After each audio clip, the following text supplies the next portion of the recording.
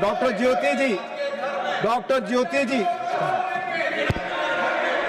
आदरणीय उपसभापति महोदय, जन्म और मृत्यु पंजीकरण संशोधन अधिनियम सरकार का एक ऐसा दूरदर्शी कदम है जो पारदर्शिता, आधुनिक तकनीक और सुशासन यानी कि गुड गवर्नेंस को बढ़ावा देता है।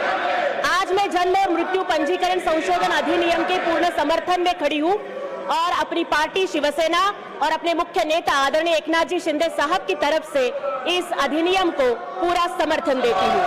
मैं ये मानती हूँ कि ये केवल एक प्रशासनिक कानून नहीं है, बल्कि हमारे देश के डिजिटल परिवर्तन और सुशासन का एक मजबूत आधार स्तंभ है।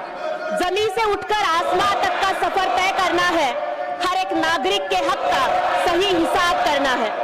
आदरणीय उपसभापति महोदय, यह संशोधन कानून प्रक्रिया को सुलभ, पारदर्शी और डिजिटल बनाता है। एकीकृत राष्ट्रीय और राज्य स्तरीय डेटाबेस बनने से मतदाता सूची, राशन कार्ड, पासपोर्ट और अन्य सरकारी कल्याणकारी योजनाओं का सीधा लाभ नागरिकों तक बिना किसी बिचौलियों तक पहुंचता है।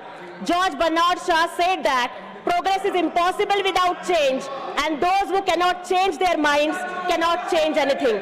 लेकिन उपसभापति महोदय, कोई भी कानून मैं यहाँ पे बोलना चाहूंगी कि मेरे माता पिता के जन्म का रजिस्ट्रेशन नहीं हुआ तो दुर्भाग्य से मैं उनकी बर्थडे नहीं जानती। तो मैंने एक हल निकाला कि मेरी माँ का नाम सावित्री है, तो सावित्रीबाई फुले की जन्मतिथि 3 जनवरी को मैं उन्हें हैप्पी बर्थडे कहती हूँ।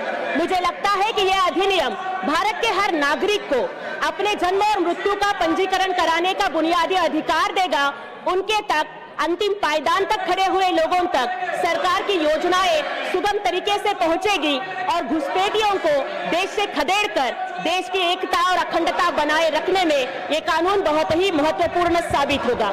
लेकिन अध्यक्ष महोदय, मैं यहाँ पर इस सरकार का समर्थन करते हुए कुछ सुझाव देना चाहूंगी जो अनुसूचित जाति, जनजाति और वंचित और अशिक्षित वर्गों के अधिकारों के लिए है।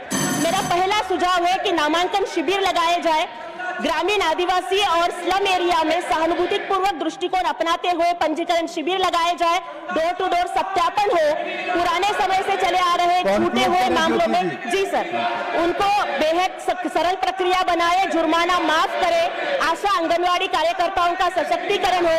और मैं आखिर में यही बोलना चाहूंगी सर, रोशनी की किरण हर उस झोपड़ी तक जानी चाहिए जहां आज भी अंधेरा कानून की पेचीदगियों से है। मुझे लगता है कि ये कानून, ये अमेंडमेंट बिल इसे सरल बनाएगा और सामाजिक न्याय का एक महान उदाहरण बनेगा। जय शिवराय, जय भीम, जय महाराष्ट्र।